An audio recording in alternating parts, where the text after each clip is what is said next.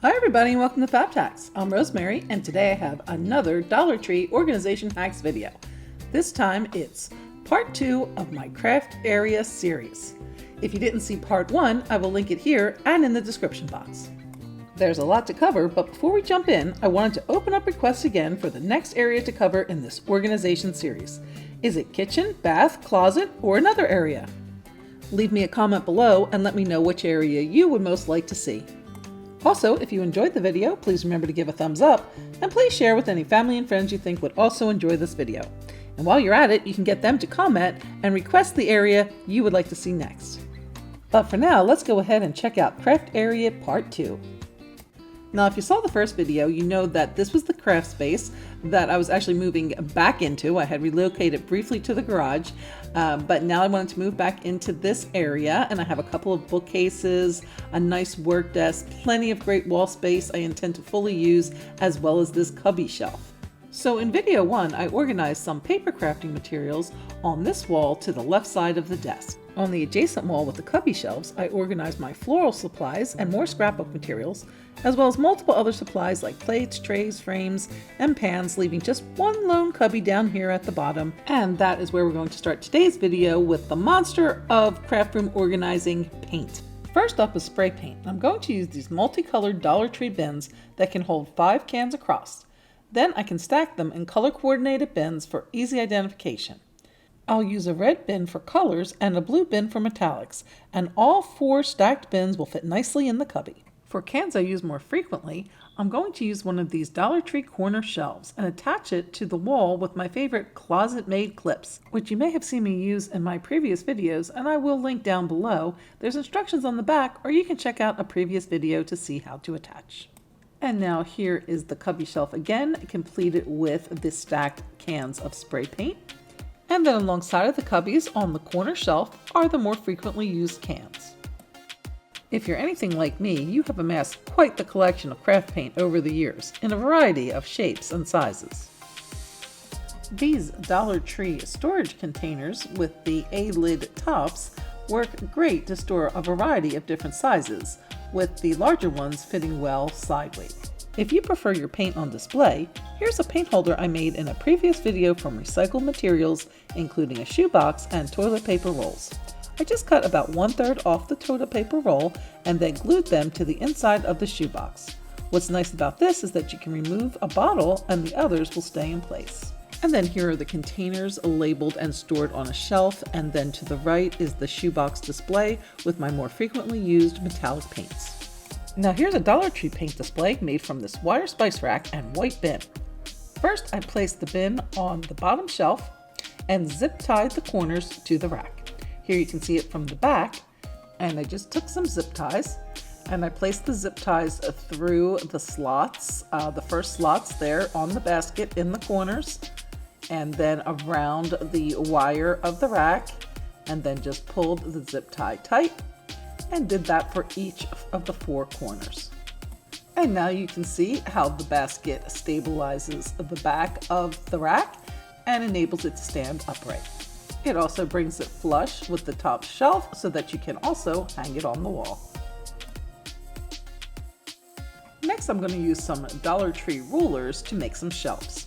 So all I'll need to do with these is to remove the little number strips off the sides. They peel off nice and easy, and then I'm going to just apply some E6000 glue to each of the shelves wires, and then just place my wood on top and weight it down with some paints until it's dry. And here is the finished project. The one on the left hand side is attached to the wall, and I did attach that one with my favorite CLOSET MAID clips that I showed earlier, and also some paintbrushes are hanging there on the top spokes. And then on the right hand side, it's kind of hard to see, but that one is actually sitting on a shelf. Now for the larger paint bottles, they do fit on these shelves, but they do hang over a little bit, so I have another solution for those.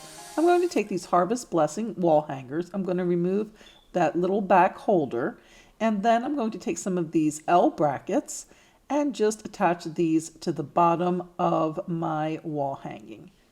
And I can just do that with some E6000 glue. I'm also going to paint the bottom so that that saying is removed. But then just take some E6000 glue and glue 2 brackets to the bottom of each of my little boxes. And then here you can see the finished project nicely holding my larger paint. For the even larger bottles that don't fit in this solution either, I have another solution. I'm going to take one of these Dollar Tree shower caddies, and on that very first wire shelf, I'm just going to bend it down. That's going to create a little back brace for my paint bottles. And then I will be able to fit 3 of these larger bottles nicely inside, and then they stay nice in place because that back brace is there to hold and support them. And then the bottom shelf is just the right size for one of those white organizing bins from the Dollar Tree, which I put in some of my stencil sponge brushes. Now, let's not forget about the top piece of this hanger. That is some prime real estate as well. And so I'm going to add one of these Dollar Tree buckets to the top there with some zip ties. And then I will fill that with some of my regular foam sponge brushes. Another option for a paint caddy would be to take some of these large rubber bands and place them across the top of the shower caddy to create a holder for my long paint brushes. Then use that middle shelf again for paint and the bottom shelf for a basket with brushes. And then here you can see that the caddies can be hung on the back of a door on one of the Dollar Tree over-the-door caddies or directly to the wall. Paint markers are also a big part of my paint collection, and as well as several other markers. So I have Expo markers, I also have some regular washable markers, and then also some fabric paint markers. And so I'm going to just use this Dollar Tree dish rack to create a caddy that I can hang on the wall to hold all of my markers. Now, before moving on to the next section, I just wanted to show you some changes I made to that paper crafting wall. I was so happy to see that Dollar Tree did get back in stock these shrink wrap bags. I hadn't seen them in quite a few months, so I was a little nervous there. But they did have them, and to create a holder, I took this wire basket, kind of squished it down a little bit, made it a little elongated, and then just hung it on the wall with a couple of the Dollar Tree hooks. I also wanted to create a home for my straw collection that I use in my crafts, and so I borrowed something from last craft area video where I just took one of the Dollar Tree water bottles and cut off the top, repositioned the handle, and then placed it into the Dollar Tree corner shelf that I attached to the wall to create a hole. And now here you can see the revised wall. I moved some things around and I added that straw caddy as well as the shrink wrap bag holder. The next group of items to get under control would be glue, tape, ties, and the like. First, I'm going to start out making a glue caddy again from one of the shower caddies. And in this one, I just removed those middle 2 shelves with a wire cutter. So just there on the edges, just removed on both sides. Then I again took 2 of those Dollar Tree bins and zip tied those to the frame of the caddy. Lastly, I just took some more of those large rubber bands and I placed those across the bottom of the caddy on the 2 hooks at the bottom. And then here is the finished caddy with all of my different types of glues, as well as a small container of spackle there to the side.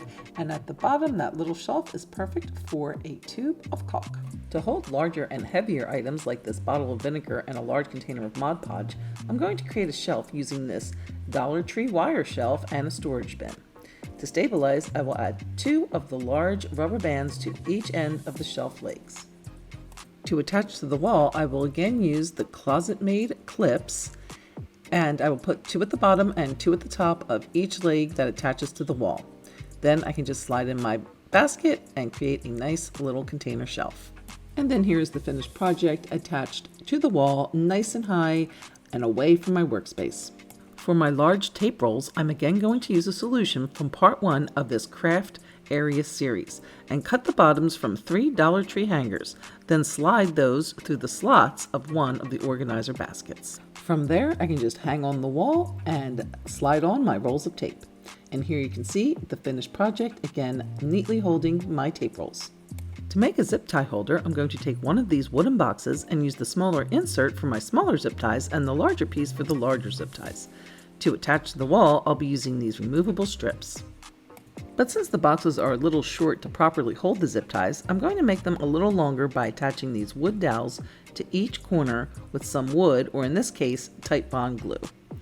Once the glue is set, I will place a rubber band around the dowels. And then here you can see the finished holders. The next area I will be tackling is tools, and the first item I'm going to make for those is a pegboard. I'll be using this Dollar Tree slotted pan, and I'm going to attach those to the wall with some of these removable strips, and then I'll use these pegboard hooks I purchased from Walmart for $1.58 for a 4-pack. In addition, I will be making a magnetic board from this Dollar Tree pizza pan that will attach to the wall with these removable strips. I also decided to paint the pan, and to do so I will need to first wipe down with some vinegar and then apply a layer of Mod Podge before painting the pan. And then here you can see both the pegboard and the magnetic board hanging on the wall. I also wanted to use a magnetic tool strip, and here's one that I made in a previous video with Dollar Tree products. I just took some cardboard and some of the Dollar Tree magnets that I put into the cardboard and then covered with a layer of Dollar Tree contact paper. But then a few viewers let me know, you don't need to do all that. Harbor Freight Tools sells one of those products at a really great price. This one was just $4.99 versus others that cost $20, $30 plus. It's about 18 inches long, it attaches right to the wall, and it has a really great magnetic strip, so it holds your tools, as you can see, really well, nice and organized. And then lastly for tools, I just wanted to make a heat and glue gun caddy, again using one of the Dollar Tree shower caddies and 2 of the mesh pencil holders. I just attached the holders to the side of the caddy with some small zip ties. I could then put the guns in the holders and use that center section to hold the wires. That underneath shelf could be used to hold a basket with my glue sticks. And like the other caddies, these could be hung on the wall or also on the back of the door with an over the door holder. And next we have another big craft material category, wood. For larger pieces, I'm going to be storing them in the space between my one cubby bookshelf and the wall. For items like larger paint sticks and dowels, I'll be borrowing another solution from part 1 of this series and using these letter holders attached to the wall with anchors and screws and supported on the bottom with removable hooks. And then here you can see that in addition to holding rolls of paper and the like, it also makes a great holder of these wood products. For smaller paint sticks and dowels and other smaller pieces of wood, I'm going to be using these lid containers from the Dollar Tree. And I can store, as you can see, all my little blocks and little pieces of wood, little miscellaneous items, as well as these wood boxes, wood dowels again, and then items like Jenga blocks and craft sticks all fit really nicely into those boxes. And then here you can see I added some labels and then just stacked them nicely on the shelf. Now underneath I have another shelf of shadow box type items neatly stacked, and that's where I'll be keeping my stash of those. Then I continued to organize the bookshelf kind of by materials. So here you can see where I have all the acrylics on this shelf as well as metal items below that. And then I have some of the organization type items on the next 2 shelves. And then above those are a variety of other different kind of little, I guess you call them non-traditional items. And then there's the paints there again at the top. So now let's take a closer look at some of the non-traditional type craft items. So starting with the acrylics, I just placed all my little Dollar Tree kind of little cups and bowls and other little acrylic type containers. I put those again in the storage boxes. And then to create a kind of 2-tiered organizer for that shelf, I took 2 of the Dollar Tree wire shelves. And then for a Dollar Tree version, I could have used 2 of these long signs, but they're too cute. So I'm going to go, and you just kind of flip them over and can glue them to the top of the shelves. But again, too cute for that. So I happen to have some of these tiles that you can get at Lowe's. I'm pretty sure these are definitely less than $2 each. I think they're like $1.50 or so. For each of the ceramic tiles, and I just put 2 of those on top and again glued those in place.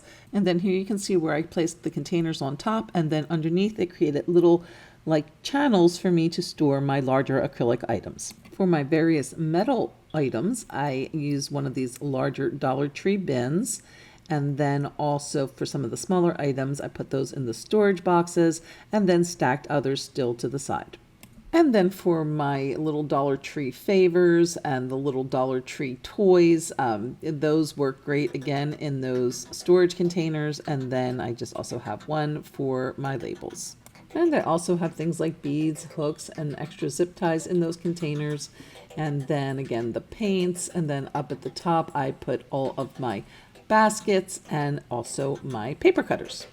And now for the big ta-da! Here is the finished craft area. So we have the bookcases here to the side and then the new items that were added. It kind of looks like one of those work boxes, except like thousands of dollars less. And we can see here as we continue to scan what was done in video 1. So definitely check that one out if you missed that one. And then I just wanted to show you one last thing back here to the back where this closet is. So this is where I store all of my off-season items. So anything that's Christmas or Valentine's Day, Easter, all that type of stuff, I do pull out of my kind of daily use items. And then this way I just pull them out when needed. And one last thing, don't forget to comment below and let me know which area of the house you'd like me to focus on next. And please give a thumbs up if you like this and share with family and friends. And please subscribe, because we'd love to have you join the family. Thanks so much for watching, and we'll see you next time on FABEDhacks, where we're putting the extra in ordinary, one DIY at a time.